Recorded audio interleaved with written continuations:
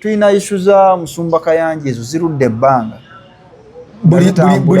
buli decade tubana mu emisango abasiyagizi bano bayita nnyo mu bifo ebirimu abantu abeetaavu kati kyakizabangamu abantu bangi abajja abeetaaga okuyambibwa nakyo abasiyazi bayita omwo ne basobola okubanga bafuna abantu basikiriza bateeka mu mizeejo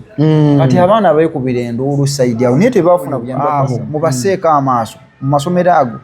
kubanga ebiseera abo babanguyira okuyisizaamu bano ababipromotinga then bw'ova kwabo bodda ku sayidi y'abalenzi bubaamu obulenzi mbutunuulire ko keemoolamoola ko keeyisanga kakazi mu single school atadde pini mu matu atadde pini mu abo tebasobola kujja mu nju zammwe ku byalo byammwe ku identifyingayo bantu bano mmwe bennyini abantu muba mubamanyi nti obuvubuka busula omwo bwesiyaga gwoba ogenda otegeeza poliisi ejja ebukwate so poliisi tejja kuva eri etambula enju teyina bwejja kumanya nti yeyita wali ku kkubo teyingira eno wansi mizigo gyammwe kati gwe gwomanyi nti omuzigo ogwo mulimu obuvubuka bubiri bwesiyaga bulamu alina ennaku ez'ekijjukizo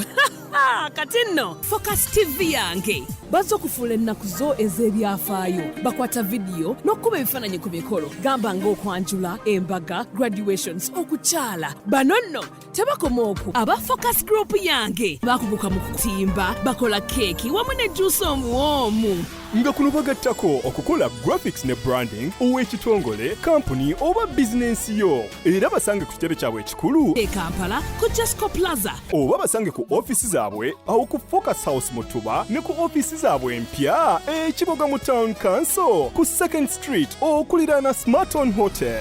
ebisingawo bakubire ku ssimu zaabwe 0757 133 162 oba 0789 020 gwali ku Facebook ne Instagram kebera Focus Group yange ate ku YouTube beba Focus TV yange. Okay, Buterevu nkwaniriza nate ku Focus TV. Thank you so much wenyo kubira ngolaba unawo sinzi dami Uganda East Africa omune diaspora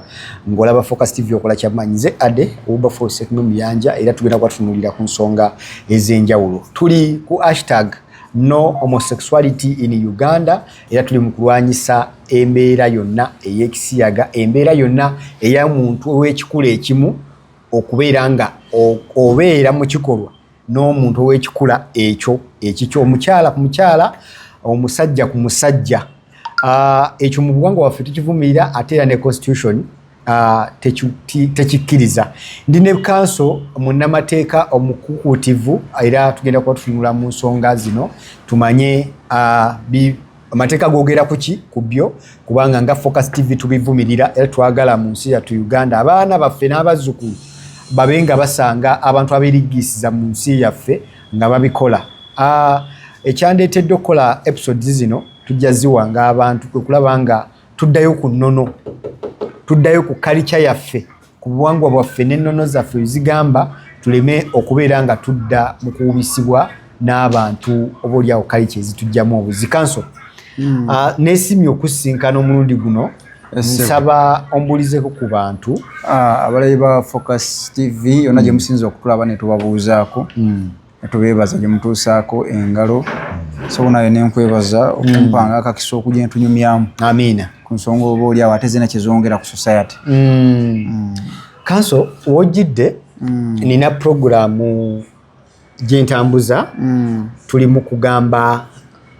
kulwanyisa ebisiyaga mu ggwanga lyattu Uganda omuze guno abantu bangi ndowooza bavudde publicly okubeera nga basongebwamu olunywe kwe kubadde omusumba Robert Kayanja ate era emisango gikyagenda mu maaso mu kooti era gikyayinda waliwo n'omuvubuka omulala bamuyita Kenny naye yavaayo kwemabegaka honorable minister Balamu Balugahale n'akikwatamu nnyo era nga bwe byagenda oyo yalabwa lubona ng'ali ku munnamu Kabasanya kweti yaliko ki so n'omusumba bize bimwekusizaako nnyo wadde nga tetunaba kufindinga out emisango gikyagenda maaso mu kooti naye twagadde nga noonye ku munnamateeka mabegako wali nafuna omusawo n'atubuulira the repercussions and consequences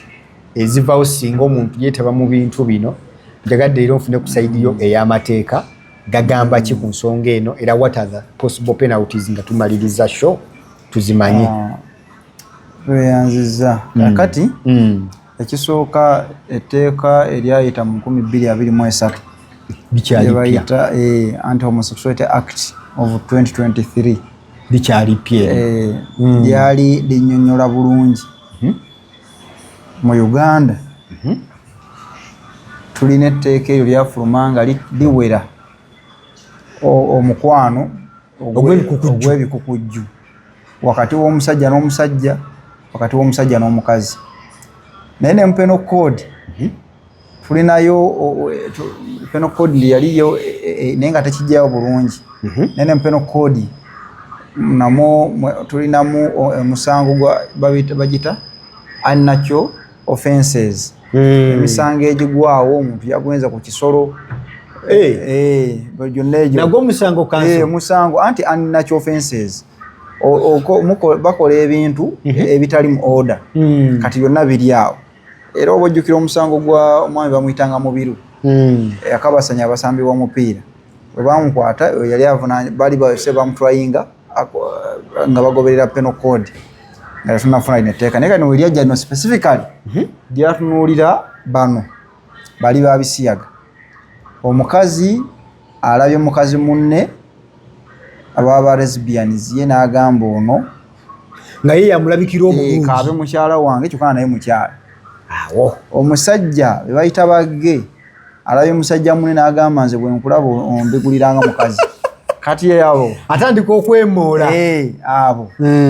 etteeka lino be lyatunuulira. Era ffe wano mu Uganda kati musango omusajja okukabasanya omusajja okumusanga omusajja n'omusajja wabaawo nemba ne consent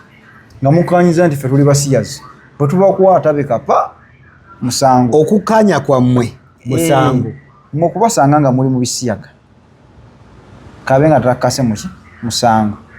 Kyokka ate era bw'aba akukase gwe bakase aba victim naye namukase yavunaanibwa. Okitegedde victim asigalawa anti lesa omuntu tobawuliranga nti abasajja bakakanye ku munaabwe ne bamusiyagula kati abo ono gwe bakozeeko ekikola kiri abanga mujulizi kati yaba victim nga bwe banakubba n'ogenda ku poliisi ogenda ku poliisi n'owaaba kati gwoba otuusizwako butali bwenkanya. I understand. So kati awo yoye asimattuka ne bano kati kansooka in fact nja kwerabira mu ababiri amwakanyiza ne muli ebisiyaga nti abavuka bali omu basumu naye bali ebisiyaga and they okay with it kubakanya tubakwata omwami n'omukyala amwami muli basajja naye muli omwami n'omukyala ntubakwata obujuzi ne buvayo nga badde muli ebisiyaga. Ekirungi ky'abano abantu bangu bakwata beekolako obutambi teri muli wakisiyaga atalina katambi nga bamusiyaga oba nga asiyaga. Kakati awo lwaki bakola obutambi abo bafandinga baba baagala obujulizi ekintu kino olina okukakasa ddala oli ttiimu ffe olina baba baagala obujulizi obulaga nti nno ekintu kino okitambuliza ddala. So kakati abantu abo baba baagala obujulizi tufula bonna beekwata obutambi. Kati abo ababiri bwe gubasinga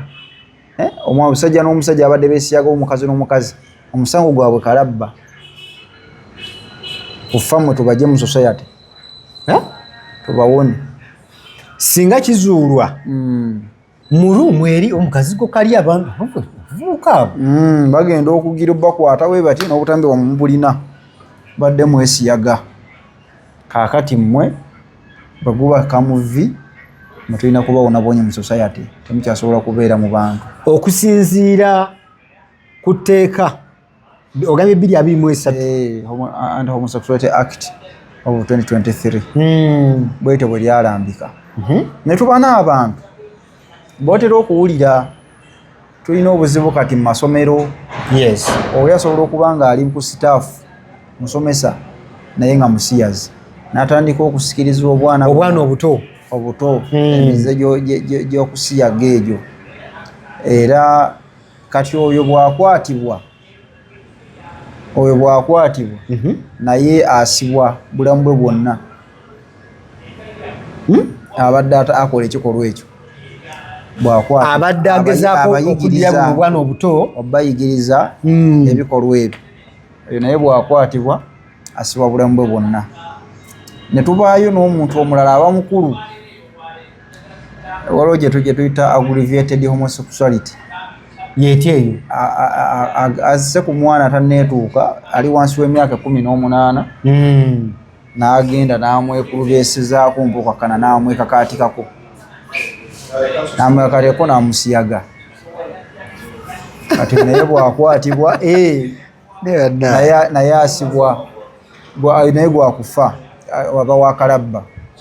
Then baliyo ebibonerezo bingi naye ng'abantu kati kankumenyere nti abantu bano wammanga ogwe ayina singa abantu bano banya nti basiyazi naye gwe n'obabudamya nti amma tebabaveeko mwine eddembe lyammwe mwesuliraawo mukwate akazigo mwebeereraawo amma kati gwe ababudamiza obba okwesiyagira ovunaanibwa. Naye naawe waliwo najja ne batuuka apromotinga najja wano n'atandika okuwaana bannanga abantu bano tebalina buzibu balina eddembe lyabwe oliwo abasiyaze munna abamukoze eki amma tubakubiriza mugende mu maaso mwekwekeko kati oyo apromotinga nagwo muki musango apromotinga ebisiyaga ebyo. Then tulina abantu abalala nga bo on apromotinga tulina abalala nga bo bavujjirira ssente yamuvujjirizibwa ssente emize gino kutambula oyinza okuba nga yetabikola naye nga yes ateekamu ne ssente ateekamu ne ssente waliwo abakikola bateekamu ssente mwongere gwe kasi tofuna munno nti bali bembebege bakolanga bakolanga n'obubaga nga beewasa ababasiyaga nga beewasa nga bakola obubaga bwabwe obutono nga gufandinga akabaga ako ssente bwe bamukwata oyo naye avunaanibwa. Ne tuba niyo omulala abantu ab'oluganda singa tukuzuula nga oli wa Luganda oli uncle your brother your guardian ku muntu ono n'okwatibwa nga gwe weenyigidde mu gundi either omukozeeko omulidde ebisiyaga mu layini eyo naawe ovunaanibwa. Kati so etteeka lino lyataayiza buli awayinza okuyita omuze okujja okulabika nti guyingira mu bantu bano yadde nti ng'ambe nti gavumenti ebadde enafuyeemu kuliteeka mu nkola olwaki nti abantu abamu be tulabyeko nga n'obujulizi bwe buli nga bw'olaba gundi ono omwana ew'ekizindaalo we bamuyitangani kati nga Ken Mukalakasa yakwatibwa ayina akatambi naye waliwo ebyaliwo awo ebyali bigenda mu maaso awo mawulire ne bakozesa omukisa ogwo omuwala oli n'afa ow'ekalangala ne bakozesa omukisa gwa Nakimuli okufa ate oli ne bamuta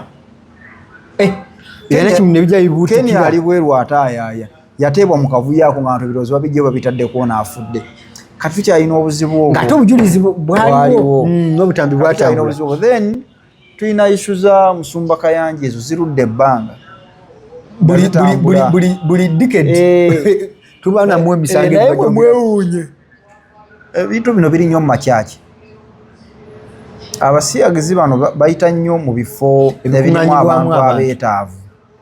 Kati kyakizaabangamu abantu bangi abajja abeetaaga okuyambibwa nakyo abasiyazi bayita omwo ne basobola okuba nga bafuna abantu bebasikiriza obateeka mu mizeejo. Kati abaana beekubira enduulu sayidi awo naye tebaafuna buyambi bapasa bannawamu bayigiza okiyingiramu bamale baani ne lufuuka nga lutalo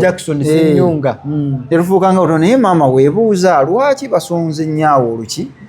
olunwe abaganda bagamba basonga olunwe abangi bwekyabikira kati mukyaki ate ate oli wabeera mukka ate nga tufunyeyo ebyokulabirako. Olina omuwala yayimbanga gospel wano bamuyitanga Juli Muteesaasi Juli Muteesa asa tugenda okugira wano ndaba ne bukilips ku social media. Aflyinze oba ali Canada eyo before we know ng'ali mukumbaga ne mukazi munne n'adeclaringa nti kitegeeza ebbanga naye ali mu church nga musiyazi ayinza n'okuba nga ayitali naye bano abajja mu church ogw'obujambi namu influencing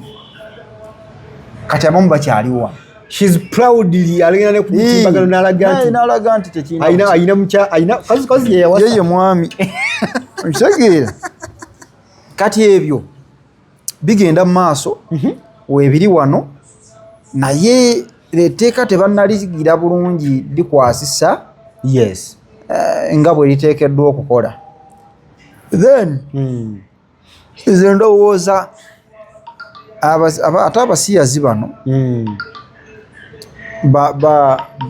bayina ebintu bye beyingiramu ekirungi kyabwe okuggyako abasajja naye bano abeeyisa ng'abakazi ate bo bangu bakulaba. Omuyaayi aba musajja naye era ng'omulaba ali awo yeegize gundi yeekozeekoze obuntuntu omuntu oyo mutandika omutambulirako munaagenda okujja bwe muti ng'aliko bbaawo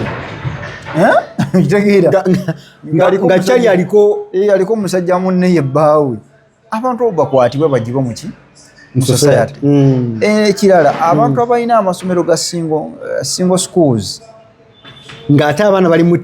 teen age naddala single schools especially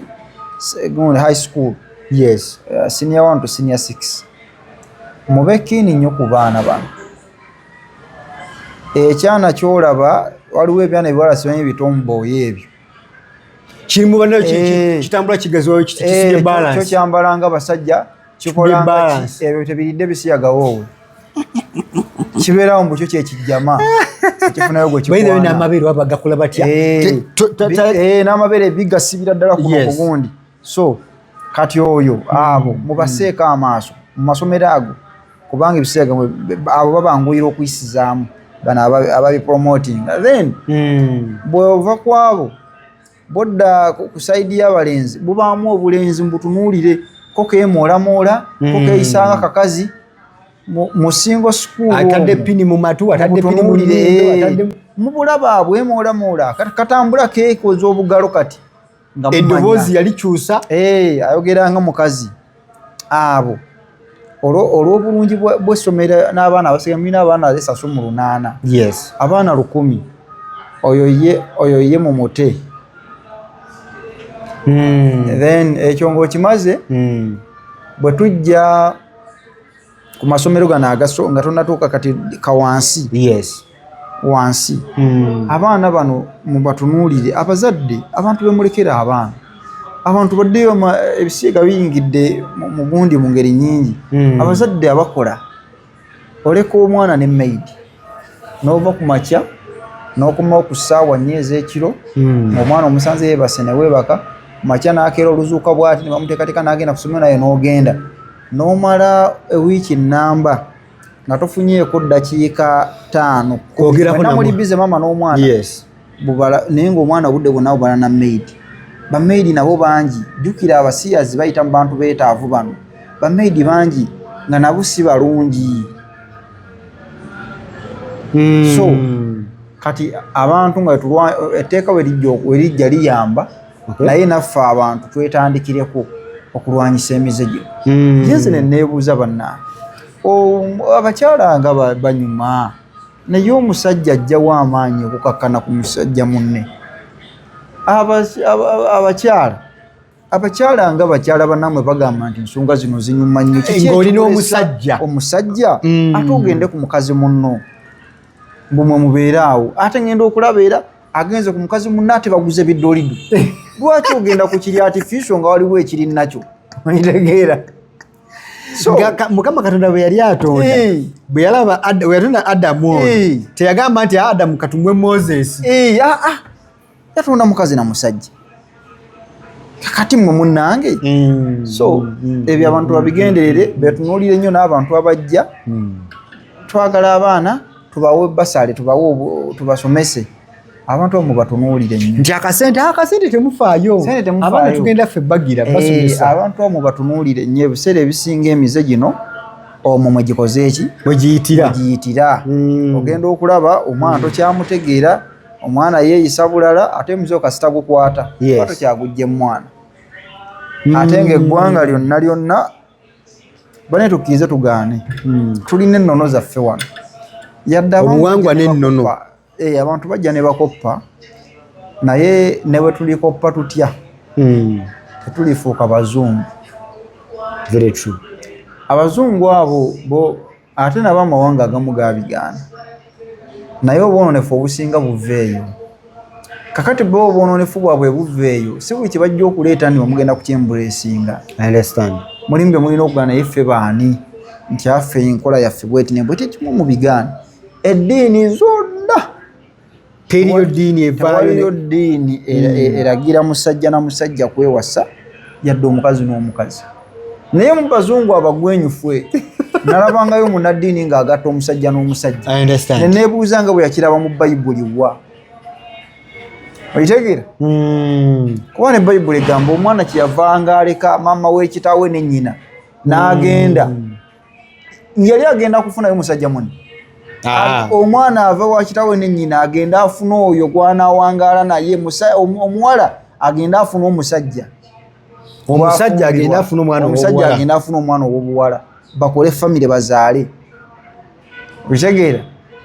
bayibuli ega Katonda yakugamba gandiko create kati omusajja n'omusajja bazaala okitegeera so kati ebintu ebyo nawulira yali musumba yali ani eyagamba nze yali Abulahamu Luzooba yali Abulahamu Luzooba yaga nze nja bakwata mbaggalire okumala ebbanga nga mbaliisa mbawuberera ki bwe muvaayo nga muli basatu tubikkirize tumanye bannaaye tubireke bikola kati ate n'ekirala mu buzaale teri mwana azaalwa nga ye musiyazi mu butonde bwaffe nti oye bamuzaala musiyazi taliiyo. This is an habit developings nga guyina depending bintu byetwetoloola ekirala ab'ebisiyaga bayise mu bintu bingi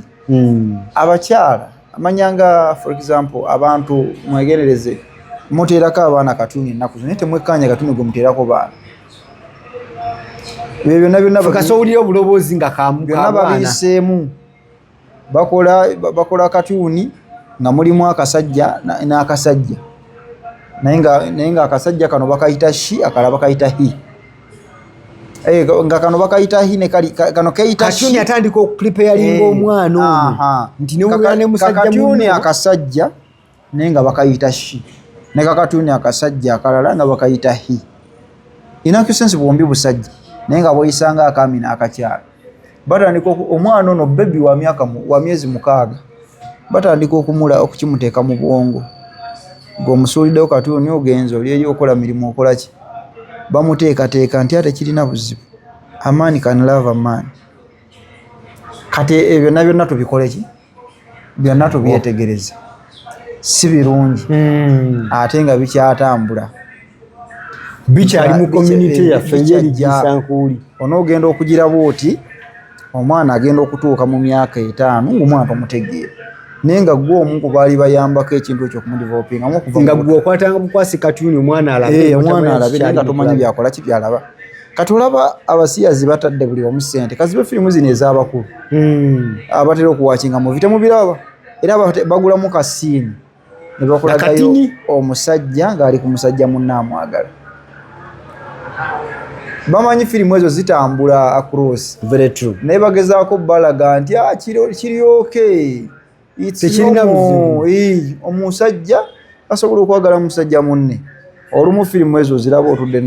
abamu baziraba nga alina omwana we w'emyaka 7. I understand. Waliwo firimu gye nabo bagiyita ovo kati yali ya butundutundu munnange era nga bakulaga bali mu state house kinene era nga mulimu abeesiyaga nga bo balaga kiryoke bakulaga itizooke mulimu ono asiyaga ono oli asiyaga oli ebintu ebyo babikola bikagenderere kubako be bamotivating babiringa nabo bakikolesha wabadde abateekeyikiririzaamu agenda okuva mu movie eyo ng'ayita munne nti ajja kukyenda byo wano nga neeboola beeravu story ey'omukwano noba motivated n'okubira munno nti oliwa kati nabo bwe bakikola kati byonna byonna abantu babitunuulire abantu abasiyazi bye bayitamu okutuusa message yaabwe bingi bwe bagwa ku Africa nje tulina obwetaavu ate ne banguyirwa ki kanso nga tuwumbawumba banguyirwa nnyo kye kirina okukolebwa mu mateeka gano naddala okubeera nga etteeka bwe limala okukolebwa lirina kukwasibwa bitongole byakwerinda ebitongole bya gavumenti poliisi omuwaabi wa gavumenti kuba emisango gino giri kulimino omuwaabi wa gavumenti then naye abo tebasobola kujja mu nju zammwe ku byalo byammwe ku identifyingayo bantu bano mmwe bennyini abantu muba mubamanyi nti obuvubuka busula omwo bwesiyaga gwoba ogenda otegeeza poliisi egyebukwate so poliisi tejja kuva eri etambula enju teyina bwejja kumanya nti ye eyita wali ku kkubo teyingire no wansi mizigo gyammwe kati gwe gwomanyi nti omuzigo ogwo mulimu obuvubuka bubiri bwesiyaga kati gwe tubeetegeeza ab'obuyinza bo bajja kumanya engeri gye bagenda okyandolingamu bajje bakwasaganye ensonga eyo ndowooza kyekyo kale nagambye nti twagala nnyo okudda ku nnono era tutambudde nnyo ku ebyo oba oliawo ne bayibuli zaffe zetukkiririzaamu oba kurani gyokkiririzaamu biki byegamba tutambulire ku mulamwa ogutegeerekeka otherwise tuvumirira ne sekuvumirira yenna omuze omubi ogw'ebisiyaga era mu nsi yattu Uganda twagala tuddeyo ku nnono zetumanyi zetwekakasa obulungi nga tusiibula sinza kwerabira bannaffe abateekamu kasente aba Focus Event Services bagamba nti beyune genda ku TikTok onoonye ku Focus Event Services kube ng'ofuna abanga omanya services zebakola ez'enjawulo okuli mu kuteekera omukolo n'okuwa services z'omukolo ennungi ddala ate era ne Focus Breakfast and Branding bagamba nti beyune bakolere branding owa business yo osobole okubeera nga naawe business yo esobola okubeera nga eri identified ku ndala Bicycle Kick be basaale nnyo okubeera nga bakutuusaako obuliawo eddagala lya Habo erikuyambako tereza mu ekisenge naddala ng'omusajja oleme kubeera nga onyoomebwa oleme kubeera nga oyisibwamu amaaso mu ngeri emu oba endala tuyinza kuba nga tusukka wano nze adde Ubafuuse ku Nyanja badde ne Kanso Matovu ono nga tubaako bye tuyisaamu atalabye oba tanalaba programs ndala nga ndi ne Kanso genda ozinoonye ku Focus TV mu previous videos ayina byannyonnyola bingi nnyo programu ezinyuma eziyigiriza era ezikutegeeza gwe byolina okuba ng'omanya mu bulamu bwaffe obwa bulijjo ebikwatagana n'amateeka. For now katusigane video ezijja mu maaso awo. Bye. Kusubscribinga ku Focus TV yange bingi